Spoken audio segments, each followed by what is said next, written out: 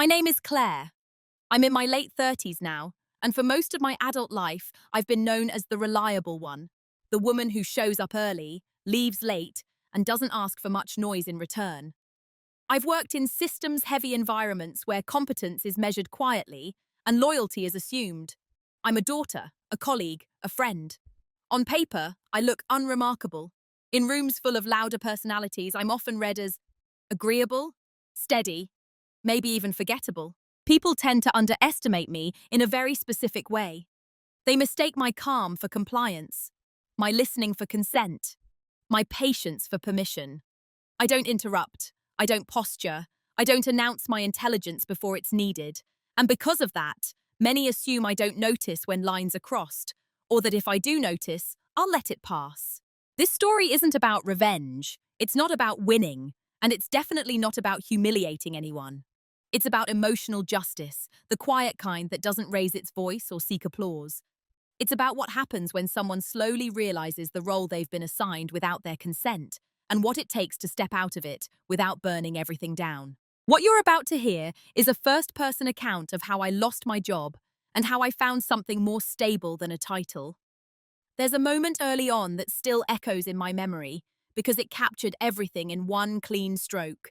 They removed my system access before telling me I was let go. No meeting invite, no warning, just the sudden absence of permissions I'd had for years. The message was clear before the words arrived. But this story doesn't begin there. It begins much earlier, in smaller moments that were easy to dismiss at the time. A decision made without me, a credit that didn't come my way, a silence that lingered just a little too long.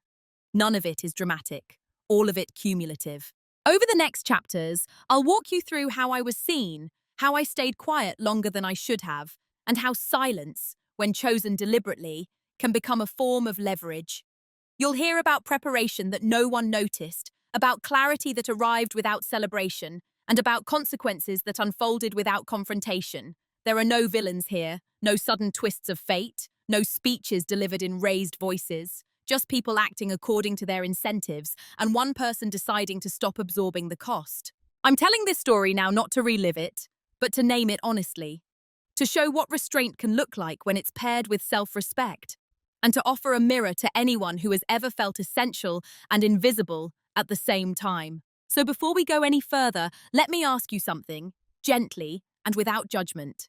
Have you ever felt the moment when you realized you were being managed out of your own life, long before anyone said it out loud? I didn't have a reputation problem.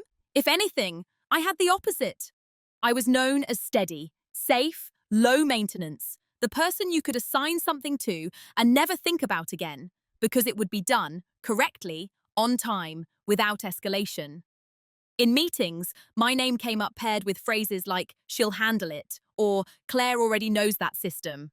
I was the connective tissue, not visible enough to be celebrated, but critical enough to be relied upon. To them, I was useful in a very specific way. I wasn't the visionary. I wasn't the disruptor. I wasn't the one invited to brainstorms that came with catered lunches and whiteboards full of half-formed ideas. I was the one called after those meetings, when something didn't quite work the way they thought it would. The one who translated ambition into execution. The one who stayed late when a migration failed or a vendor integration went sideways. And I did it without complaint. Not because I didn't have opinions, but because I understood timing. I understood systems. I understood that influence in environments like mine wasn't granted to the loudest person in the room. It was granted to the one who made themselves indispensable without asking for recognition. At least that's what I believed. My managers trusted me.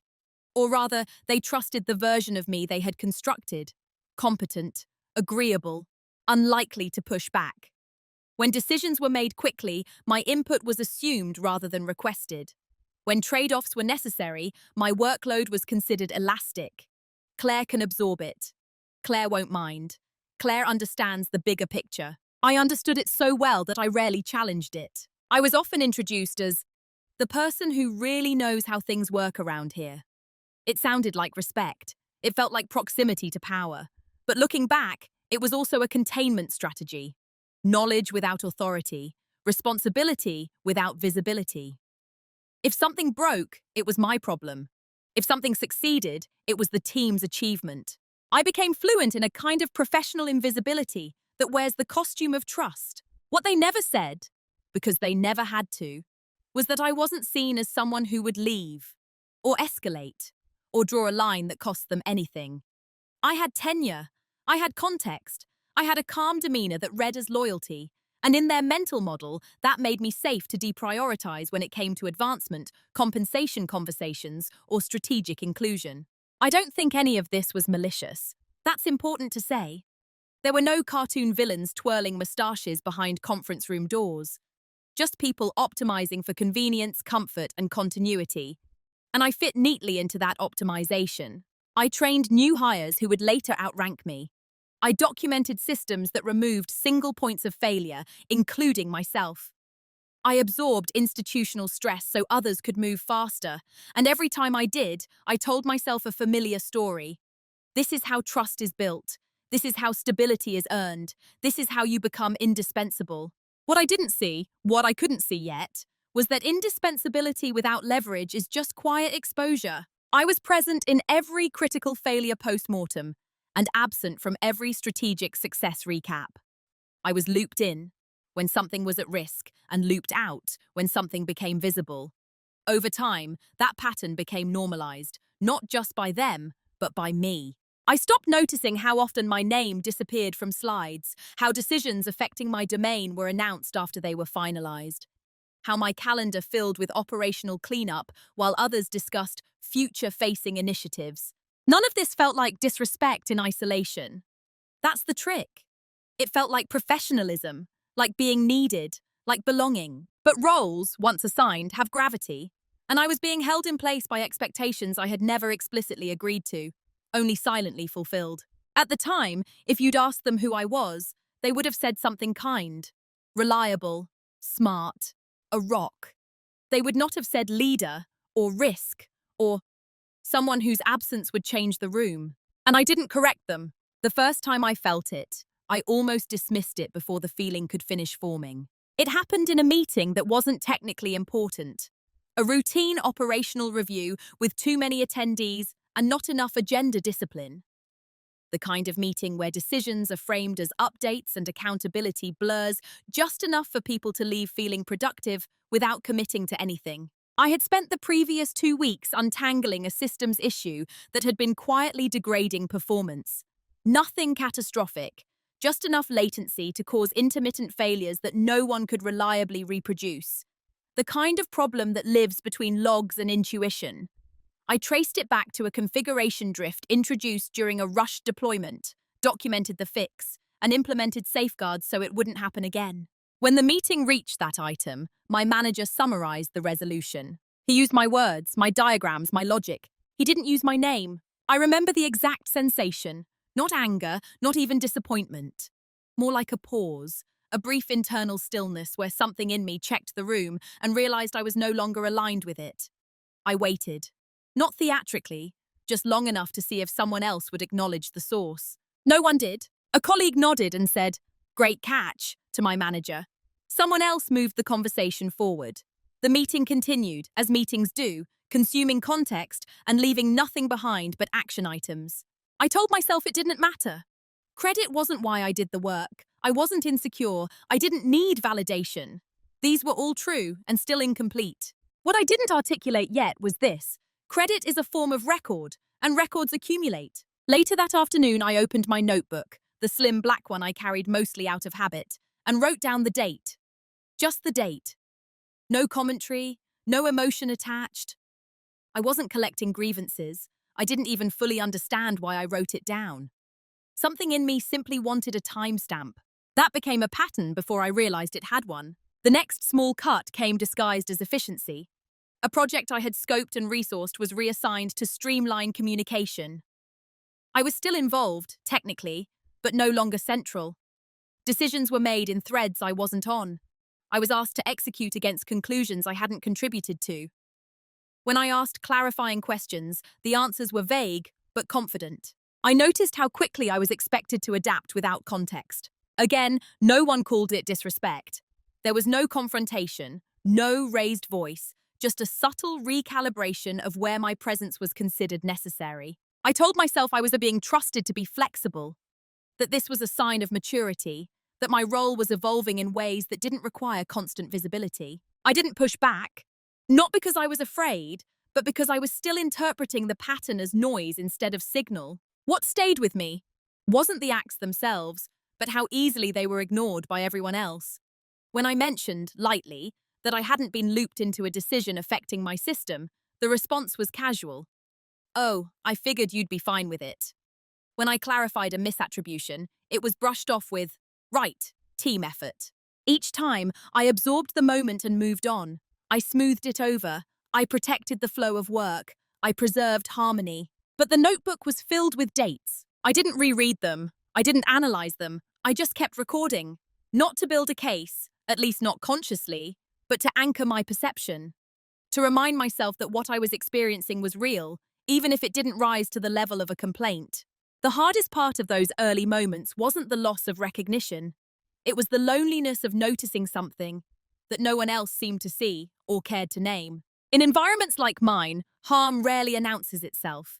It arrives as plausible deniability, as no big deal, as something you'd feel petty for questioning. So I didn't question it out loud. I stayed useful. I stayed calm. I stayed quiet. And in doing so, I taught them exactly how much could be taken without consequence. By the time I realized it was a pattern, it already felt familiar. That's how normalization works. It doesn't announce itself. It repeats just often enough that your nervous system stops flagging it as unusual. The first few times you notice. After that, you adapt. And eventually, you participate in maintaining the very conditions that diminish you, because doing so feels easier than interrupting the flow. The omissions continued. Small, procedural, easy to rationalize. I would learn about changes to systems I owned after they were already in motion. Someone would forward me a thread and say, "Looping you in for visibility," as if visibility were a substitute for agency. I'd be asked to sign off on decisions that had already been socially finalized. My role quietly shifted from architect to validator, and I let it. Part of me believed this was the cost of being professional in a growing organization. As companies scale, not everyone can be consulted. That friction is inefficient. That the people who speak up too often get labeled difficult, and I had no desire to be that woman. I had watched how quickly reputations formed and how slowly they were corrected. So I chose restraint. I told myself I was picking my battles. I told myself that outcomes mattered more than optics. I told myself that my time would come, because surely competence accumulates interest. But something else was accumulating too. Meetings where I spoke and my point was repeated 5 minutes later by someone else, this time received with enthusiasm. Emails where I raised concerns that went unanswered, only to be framed later as unexpected issues. Reviews where my feedback was glowing but vague, no concrete pathways forward, no real sponsorship. I became the person everyone trusted to catch what fell through the cracks. And because I caught it, the cracks never appeared serious enough to fix. That's the quiet trap of reliability. It masks systemic problems by absorbing their impact. I noticed how often I was thanked privately and overlooked publicly. How appreciation was offered as a substitute for advancement. How "we couldn't do this without you" was never followed by "so here's what that means for your role." Still, I stayed. Not out of fear, out of belief. I believed in the work. I believed in professionalism. I believed that if I continued to show integrity, it would eventually be mirrored back to me in kind. And I believed, this one most of all, that staying calm was the same as staying strong. So when a colleague spoke over me, I let it go. When my scope expanded without compensation, I absorbed it. When I was excluded from a planning session that directly affected my responsibilities, I assumed it was an oversight. Each time, I found a reasonable explanation. Each time, I protected the narrative that nothing was wrong. What I didn't realize was that my silence was being interpreted, not as generosity, but as consent. People take cues from what you don't challenge. And slowly, almost imperceptibly, the way I was treated became the way it was done. Not just to me, but through me. I was the buffer, the soft landing, the person who would make it work regardless of how little consideration went into the process. I didn't feel angry. That's important. Anger would have been easier, cleaner, Anger demands a response. What I felt instead was a growing sense of misalignment, a quiet internal question that kept resurfacing at inconvenient moments. Is this really what being valued looks like? I never asked it out loud. Instead, I adjusted my expectations. I lowered the volume of my presence. I stopped volunteering ideas unless asked directly. I focused on execution. I became, in many ways, exactly what they seemed to want. And the more I fit the role, the more fixed it became. Disrespect doesn't always arrive as an attack. Sometimes it arrives as an assumption that you'll adapt, that you'll stay, that you won't make things uncomfortable by asking for more than you've been given. By the time I noticed how normalized it all felt, I was already living inside a version of my career that required me to shrink in order to function. And still, I told myself, this is temporary, this is strategic, this is fine. I didn't know yet that something inside me was already preparing for a different answer. The realization didn't arrive as a shock. It arrived as recognition. I was sitting at my desk, reviewing a rollout plan that had been finalized without my input, when I noticed how familiar the situation felt. Not frustrating, predictable. And that's when it clicked. I wasn't being overlooked. I was being positioned. There was a role I had been assigned, and I had been playing it flawlessly. I was the stabilizer, the one who absorbed risk so others could move fast, the one who would say yes, then figure out how to make that yes viable. I was dependable in a way that made other people look decisive. And because I never made a noise about it, my contributions blended seamlessly into the background. They didn't see me as invisible. They saw me as infrastructure. Infrastructure isn't invited to strategy sessions. It's assumed. It's only noticed when it fails. Once I named that, everything else snapped into focus. The reason my input wasn't sought wasn't that it wasn't valuable. It was because my value had already been extracted. My presence wasn't required for decisions, only for outcomes. I was expected to adapt, not influence, to support, not redirect. And the most unsettling part, I had helped build this perception. Every time I smoothed over a rushed decision, every time I fixed something quietly instead of documenting the cost, every time I chose harmony over accuracy, I reinforced the idea that my role was to make things work, not to shape how they worked. No one sat me down and said, "This is who you are to us." They didn't need to. The pattern spoke for them. I started to see how conversations shifted when I entered a room, how people relaxed, not because I brought authority, but because I brought certainty. If Claire's here, it'll be fine. She'll handle it. It sounds like trust. It feels like weight. I was given responsibility without sponsorship, ownership without voice, and because I delivered consistently, there was no incentive to change the arrangement. In fact, changing it would have introduced friction, something I had trained them to avoid. I thought about all the times I had declined to escalate something because it felt too small. All the times I had reframed a slight as a misunderstanding. All the times I had chosen to be reasonable. Reasonable, I realized, is often the role assigned to the person expected to absorb the most. This wasn't about gender or personality or even intention. It was about systems, human ones included, optimizing for least resistance. And I had made it very easy to root around. There was a strange calm in this realization. Not relief exactly, but clarity. Once you see the role, you can stop mistaking it for identity. I wasn't overlooked because I lacked presence. I was overlooked because my presence had been categorized. The question that followed wasn't emotional. It was practical. What happens if I stop playing this part? I didn't answer it right away. Instead, I observed. I watched how often my name was used to reassure others without consulting me. How frequently were decisions made, assuming Claire will cover it? How was my silence interpreted as agreement? I noticed how little would actually break if I stopped compensating for the system's blind spots, and how much had been built on the assumption that I always would. That's when I understood something uncomfortable. My value to them was contingent on my willingness to remain invisible. And I knew, quietly, without drama, that I couldn't unknow that. I didn't confront anyone. I didn't announce a boundary. I didn't change my tone. I simply stopped confusing being needed with being respected. That was the moment the internal shift began. The day something shifted didn't look like a turning point from the outside. There was no argument. No me, no meeting ran long. Mail that crossed a line so clearly it demanded a response. If you'd been watching from across the room, you would have seen me doing exactly what I always did, working quietly, methodically, without drawing attention to myself. But inside, something recalibrated. It happened late in the afternoon, when most of the office had already thinned out. I was reviewing access logs for a routine audit, one of those tasks that lives in the background of an organization's sense of safety. The kind of work that only becomes visible when it's neglected. As I scrolled, I noticed a discrepancy. A small one. A service account that had been granted permissions outside its original scope. It wasn't malicious, just sloppy.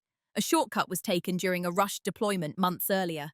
Normally, I would have fixed it immediately, logged the change, moved on. Instead, I paused, not because I didn't know what to do, but because I realized how often I did it without anyone ever knowing it had needed doing. How many invisible corrections did I make that allowed the system to appear more stable than it actually was? In that moment, I saw my work the way the organization saw me, as a quiet, corrective force, smoothing out risk without ever surfacing its existence. I fixed the issue, but this time I documented it differently. I wrote down the original decision that had led to the misconfiguration, the timeline, the lack of review, the assumptions that had been made. I didn't assign blame, I didn't editorialize, I just recorded the facts, cleanly and thoroughly. When I finished, I sat back in my chair and felt something unfamiliar. Not anger, not fear, but resolve. It was the first time I consciously chose to stop protecting the narrative. That choice didn't come with adrenaline, it came with relief. I realized I had been spending a significant amount of emotional energy maintaining a version of reality that made things easier for everyone else. I was buffering not just technical risk, but reputational comfort. And no one had asked me to do that. I had volunteered. That afternoon, I closed my notebook and didn't open it again until I got home. When I did, I didn't add a date. I wrote a sentence. I don't have to disappear for things to function. It wasn't a manifesto, it wasn't a threat, it was a reminder. From that day forward, I didn't become louder. I didn't suddenly assert myself in meetings. I didn't change my demeanor or my tone. What changed was internal. I stopped preemptively fixing things before they were visible to the people responsible for them. I stopped smoothing over unclear ownership. I stopped answering questions that hadn't been fully formed. Not in a passive-aggressive way, in a precise one. If someone asked for help, I gave it. If someone asked me to compensate for a decision I hadn't been part of, I asked clarifying questions, calmly, neutrally. If a risk existed, I documented it and shared it through proper channels instead of quietly resolving it in isolation. The system didn't collapse. It wobbled. And that wobble told me everything I needed to know. People grew slightly uncomfortable. Meetings ran a bit longer. Decisions required more follow-up. Nothing dramatic, but enough to reveal how much had been resting on my unacknowledged labor. No one confronted me. No one accused me of changing. They simply adjusted, unconsciously, to the absence of my silent intervention. And I adjusted too. For the first time in a long while, I felt aligned. Not reactive, not braced, just present. I didn't know where this shift would lead. I wasn't planning an exit. I wasn't building a case. I was simply choosing to be fully visible to myself, even if I remained quiet to everyone else. That choice would matter more than I understood at the time. At first, no one noticed the difference. That was the paradox. I had changed something fundamental about how I moved through the organization, and from the outside, everything looked the same. I still showed up, I still delivered, I still spoke when spoken to. But my silence was no longer automatic. Before, my quiet had been reflexive, a default setting shaped by years of prioritizing smoothness over accuracy. Now, it was deliberate, measured, chosen. When someone glossed over a risk, I didn't rush to soften it. I let it sit in the room. When a plan assumed my availability without asking, I didn't immediately confirm.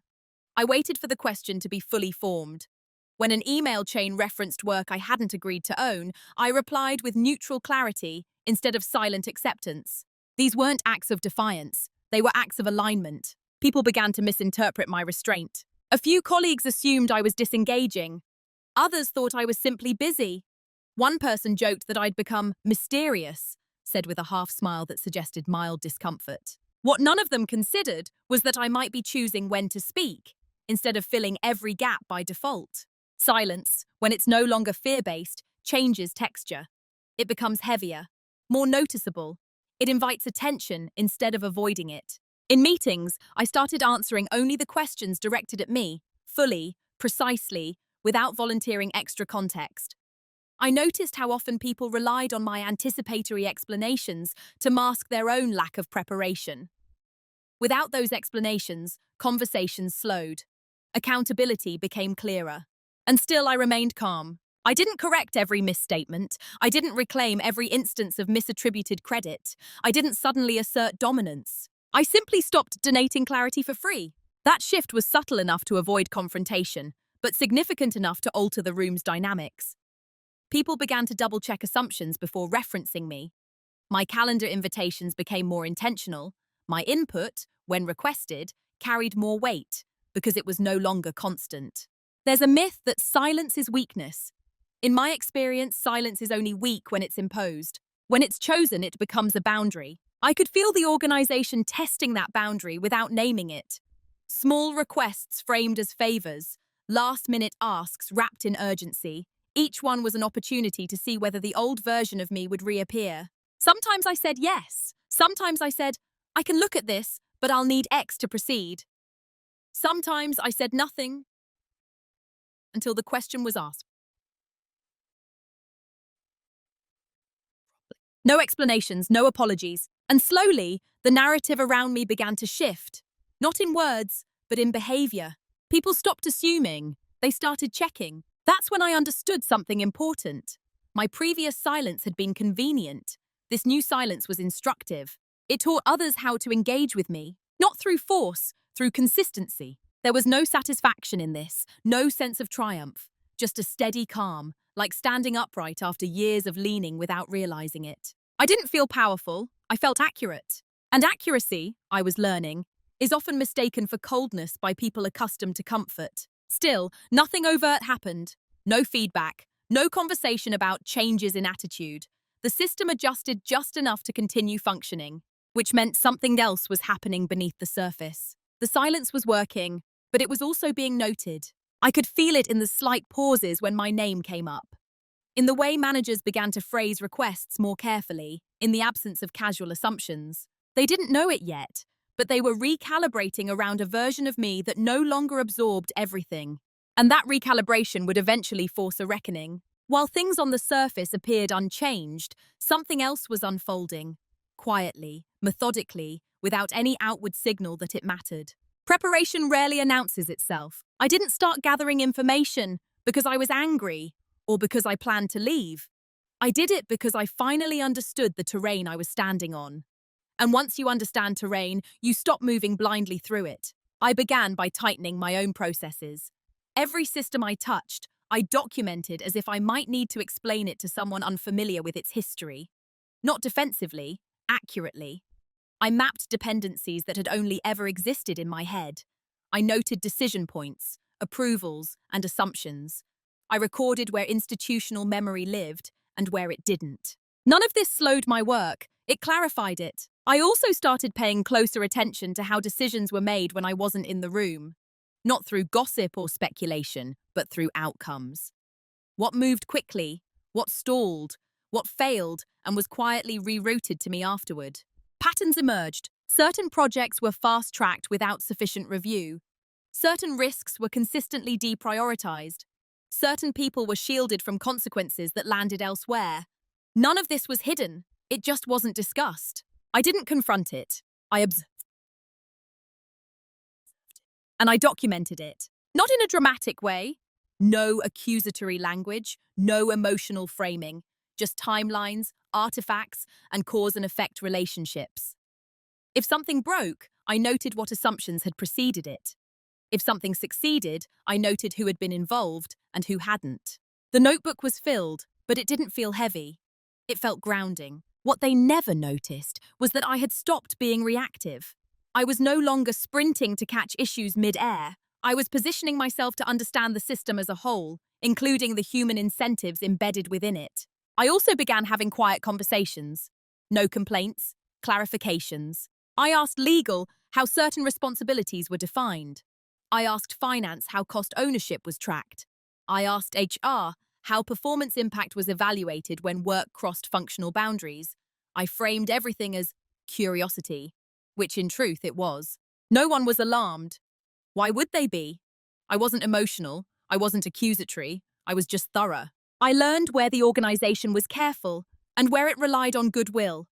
I learned which processes were formal and which were assumed.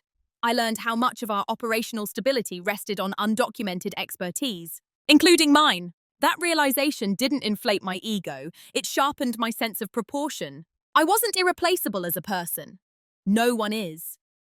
But the way my role had evolved, the accretion of knowledge, context, and informal responsibility was not easily transferable. And that mattered. Still, I didn't hoard information. I didn't threaten withdrawal. I continued to do my job well. What changed was that I stopped shielding the organization from the truth of its own dependencies. When asked for input, I provided it clearly and on record. When risks existed, I articulated them explicitly. When decisions were made without me, I documented the impact without absorbing it. From the outside, it looked like professionalism.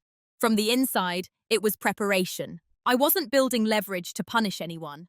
I was building clarity so I wouldn't be punished by ambiguity. Because ambiguity always benefits the party with more power. More power. They never noticed the shift because it didn't disrupt their comfort. It didn't slow them down enough to trigger concern. It didn't demand anything from them. It simply changed the conditions under which I would continue. And when conditions change quietly, people rarely realize how much they've relied on the old ones until they're gone. The clarity didn't arrive all at once. It assembled itself, piece by piece, until there was no other honest way to see it. I was reviewing a compliance checklist late one evening, cross-referencing it against a recent audit report, when I noticed something that made me stop scrolling.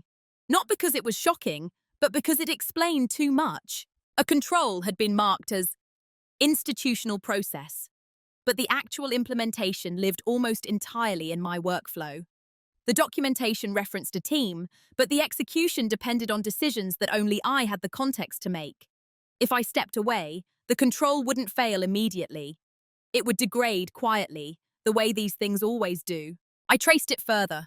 The same pattern appeared in incident response, in vendor escalation, in disaster recovery drills that had passed not because the system was resilient, but because I was present. I leaned back and stared at the ceiling for a long moment. This wasn't leverage in the dramatic sense. There was nothing to threaten, nothing to expose, nothing to exploit. It was structural. The organization had optimized around my silence and my availability.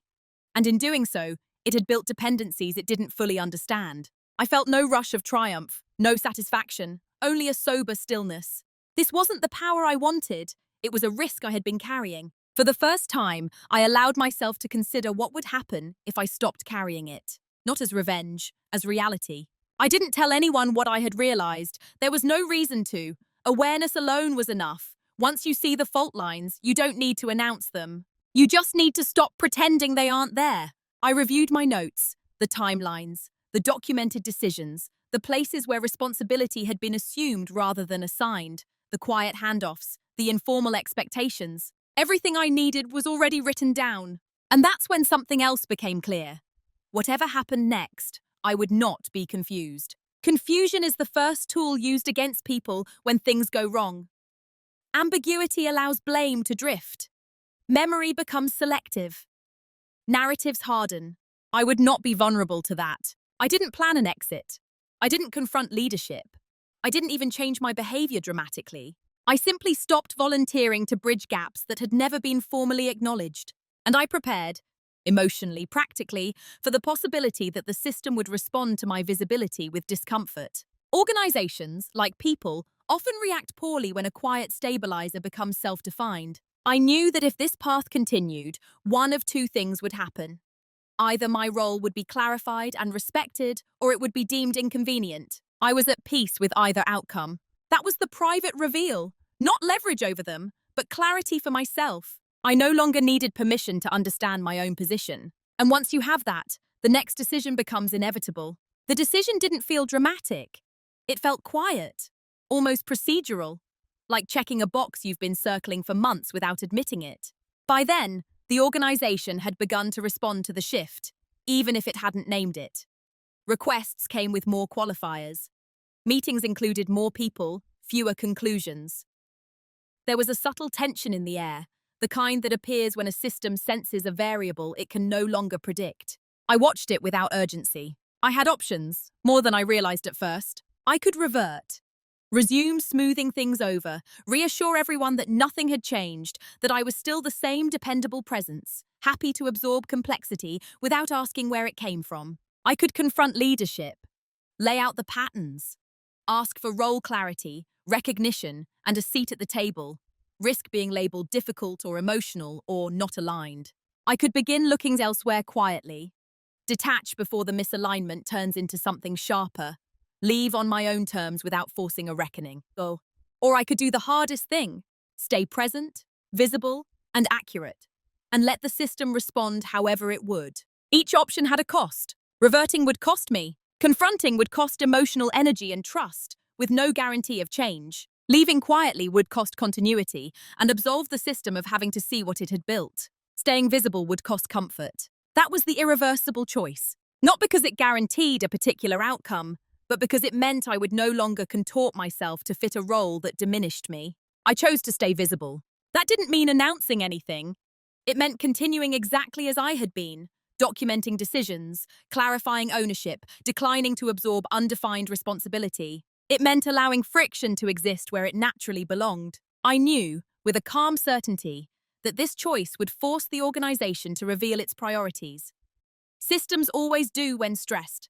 Either it would adjust to integrate me properly, or it would attempt to remove the variable.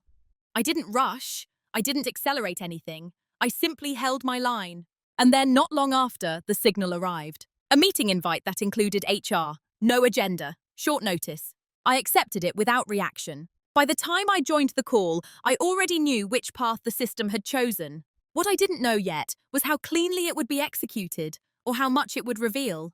The days between that meeting invite and the meeting itself were strangely calm. I didn't spiral. I didn't speculate. I didn't warn anyone. I simply continued doing my work exactly as I had been. Carefully, visibly, and on record. Whatever was coming, I wasn't going to flinch in advance of it. That too was a form of silence. I reviewed my documentation one more time. Not obsessively, just thoroughly. I made sure timelines were clear. Those decisions were attributed accurately Ely. That my communications were factual and unemotional. Nothing read like a defense. Everything read like a professional record. If this ended, it would end cleanly. I also took care of the things outside the office that I had quietly deferred for years. I updated my personal files. I checked the financial buffers I'd built without ever naming them as such. I backed up my own work. Nothing proprietary, nothing confidential. Just my notes, my process maps, my understanding of how I worked best. It wasn't preparation for disaster. It was preparation for clarity. No one around me seemed aware of what was unfolding. Conversations stayed surface level. People joked. Deadlines marched on. The organization, as always, assumed continuity. I didn't correct that assumption. There's a particular kind of dignity in not warning people who never warned you. The morning of the meeting, I logged in as usual. Or rather, I tried to. That's when it happened. My system access was gone. Email, internal tools, dashboards I had checked every morning for years, all unavailable. They removed my system access before telling me I was let go. There was no confusion about what that meant. No technical mystery to solve, no benefit of the doubt to extend. The message was clear before the words arrived. I sat there for a moment, hands resting on the desk, feeling neither shock nor anger, just confirmation. This was how the system handled discomfort, quietly, efficiently, without dialogue. A few minutes later, my phone rang. The meeting proceeded exactly as you'd expect. Polite, scripted, regretful in tone, non-specific in content, a business decision, a change in direction. My role was being eliminated. No mention of my work, no acknowledgement of impact, just process. I listened. I thanked them for the clarity. I asked 2 procedural questions. I didn't argue. There was nothing to argue with. They seemed surprised by my calm. People often are when they expect collapse and receive composure instead. What they didn't know was that I had already moved, not physically, strategically. Everything that needed to be understood was already understood. Everything that needed to be documented already was. Everything that needed to be felt had been processed long before this call. I wasn't behind. I wasn't scrambling. I was finished. And the consequences of that finish, quiet, delayed, unavoidable, were already in motion. At first, nothing seemed to happen. That's the part most people misunderstand about consequences. They rarely arrive with impact. They arrive with absence. The organization moved quickly to reassure itself. A brief announcement, carefully worded. My departure was framed as a transition. My responsibilities are distributed. A familiar confidence that everything important had already been accounted for. From the outside, it looked clean. From the inside, though I was no longer there to witness it directly, the effects began almost immediately. Questions surfaced that had no obvious owner. A report failed quietly one morning, then again the next. An external vendor requested clarification that no one could provide without reconstructing months of context. A compliance check took longer than expected, not enough to raise alarms, but enough to create friction. People noticed delays before they noticed the cause. Use. I heard about it indirectly. A former colleague reached out, casually at first. Do you remember how that escalation path worked? Another asked. Was there documentation for the fallback you used during outages? I answered politely, briefly, and truthfully. I no longer had access. I no longer owned the systems, and I no longer filled in gaps that weren't formally mine to fill. I didn't say no, I didn't say yes. I said, I don't have visibility into that anymore. That sentence did more than any argument ever could. Inside the organization, meetings multiplied. People retraced steps that had once been invisible because I had walked them alone. Assumptions were surfaced and questioned. Processes that had functioned smoothly now required explanation, and no one could quite explain why certain decisions had been made the way they were. Not because they were malicious, because they had been delegated downward and absorbed quietly. The loss wasn't dramatic, it was cumulative. A few small misses, a few tense exchanges, a growing sense that something had been underestimated. Still, no one reached out directly, not at first. Organizations resist acknowledging dependency. It disrupts the narrative of resilience. So instead, they adjusted around the absence, added checkpoints, reassigned work, accepted inefficiencies as the cost of transition. But inefficiency has a way of revealing history. Every time something took longer than it used to, someone asked why. Every time a decision stalled, someone traced it back to a missing piece of context. And slowly, without my involvement, the shape of my former role became visible. Not as a title, but as a function. I didn't take pleasure in this. That's important. There was no satisfaction in being proven essential, only a quiet validation of something I had already made peace with. I had not been exaggerating. I had not been imagining it. The cost of my invisibility was simply deferred until I was gone. By the time leadership began to fully grasp the scope, the window for an easy fix had closed, because the system had already adapted to my absence. And adaptation, once begun, is rarely reversed. The tone changed before the language did. At first, the messages were still casual, framed as check-ins. Hope you're doing well. Quick question, if you have a moment. The kind of outreach that tries to preserve normalcy, even as it reaches for something it no longer has access to. Then the questions became more specific. Could I clarify how a particular audit exception had been handled in the past? Did I remember why a certain vendor had been approved despite missing documentation? Was there a runbook for a scenario that, until recently, had never escalated beyond a quiet fix? Each message carried a subtle urgency.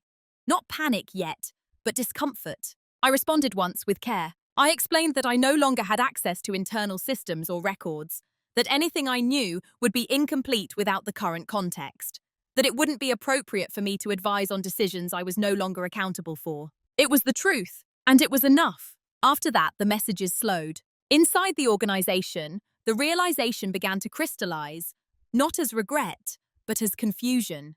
How had so much lived in one place? Why hadn't it been distributed? Who had signed off on these assumptions? Those questions surfaced too late. Because by then, the system was already compensating in other ways. Consultants were looped in, temporary measures were put in place. Documentation efforts were launched under pressure rather than intention. Fixes were possible but expensive, not just financially, culturally. The organization had to confront the gap between how it believed work was happening and how it actually was. And that gap couldn't be closed with a single hire or a quick process update. I wasn't contacted again. Not because they didn't need me, but because reaching out would have required naming the dependency explicitly, and naming it would have meant acknowledging the cost of having removed it so abruptly. There's a particular kind of regret that never becomes an apology. It lingers instead as a process, as the budget, as lessons learned. I watched all of this from a distance, not through insider updates, but through the natural spread of information. People talk, especially when something unsettles their sense of competence. I didn't feel vindicated. I felt confirmed. The system hadn't broken because I left. It had broken because it had relied on something it never formally recognized. By the time that became clear, there was nothing to reverse. No conversation could restore what had been lost. No meeting could reinsert the context that had been built over the years. And even if they had reached out directly, truly directly, I wouldn't have gone back. Not out of bitterness, out of alignment. Because the moment they removed my access without a word, they had already made the most honest statement they could. The confrontation, when it came, was almost gentle. It happened weeks later, in a quiet coffee shop near my apartment. A former director, someone I had always respected, even as I'd watched him choose convenience over curiosity, asked if I had time to talk. There was no official agenda, no HR presence, just two people and a shared history. I agreed. He didn't apologize right away. He spoke about the transition, about how difficult it had been, about how much my work had mattered. He used phrases like unintended consequences and things we didn't fully see. I listened. When he finally paused, waiting for my response, I didn't rush to fill the space. "I believe you," I said, about not seeing it. That surprised him. I didn't accuse. I didn't recount the slights. I didn't reference the notebook, the documentation, or the patterns. None of that was necessary. I told him one thing, calmly and without heat. I was treated like infrastructure, I said.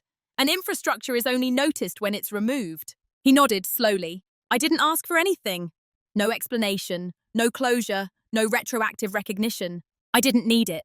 We spoke a bit longer, about work in general, about how organizations often confuse silence with consent, about how reliability can become a hiding place for risk. When we stood to leave, he said quietly, "We should have done better."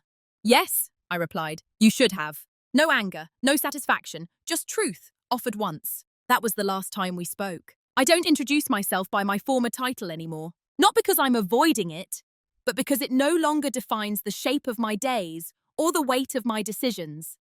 Titles are useful shorthand inside systems. Outside of them, they often obscure more than they reveal. Who I am now is quieter to describe, but sturdier to live inside. I work differently. I choose environments where clarity is valued more than speed, where responsibility is matched with authority, and where silence isn't mistaken for submission. I ask better questions earlier. I notice how people respond to them. I don't stay where the answers rely on my willingness to absorb discomfort indefinitely.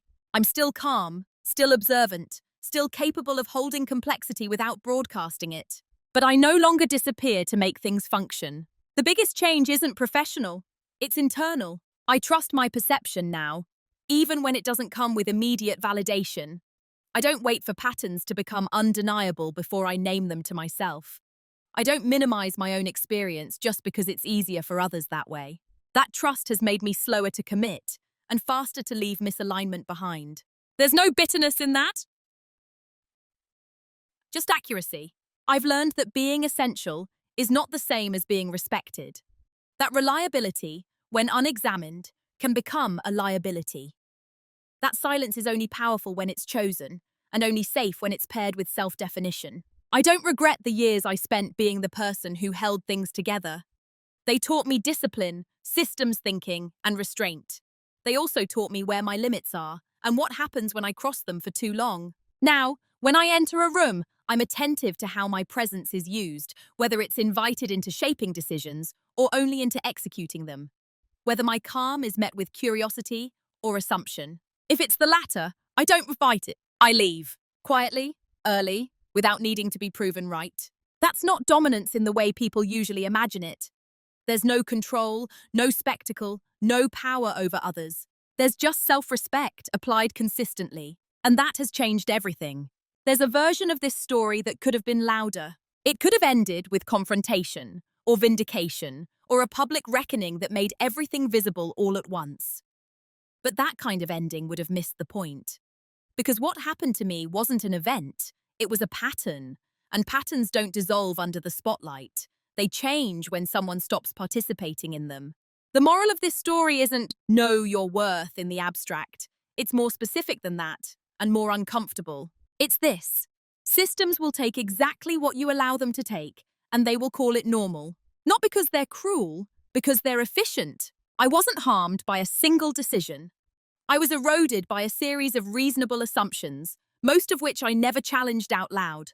My silence was interpreted as stability, my restraint as consent, my competence as capacity. And for a long time, I reinforced that interpretation by continuing to perform without redefining the terms. Emotional justice didn't arrive when they realized what they'd lost. It arrived when I realized I no longer needed them to understand it. When they removed my system access before telling me I was let go, it felt abrupt. But it wasn't confusing. The message had been forming for years. That moment simply delivered it without pretense. What followed wasn't revenge. It wasn't a collapse. It was alignment. I didn't need to prove my value by being missed. I didn't need apologies to validate my experience. I needed my life to feel congruent with my principles again. And now it does. If there's something I hope you take from this, it's not to become louder or harder or more guarded. It's to become more precise. Notice where your effort disappears without acknowledgement. Notice where your calm is relied upon to avoid accountability. Notice where you are essential but never consulted. Those are not neutral conditions. And you don't have to burn anything down to step out of them. Sometimes the most powerful move is to stop cushioning the impact of systems that were never designed to carry you fairly. I'll leave you with one question. Not rhetorical, not urgent, just honest. Where in your life are you being valued for what you absorb rather than for what you are? And what might change if you stopped? If this story resonated with you, I'd really like to hear your thoughts in the comments.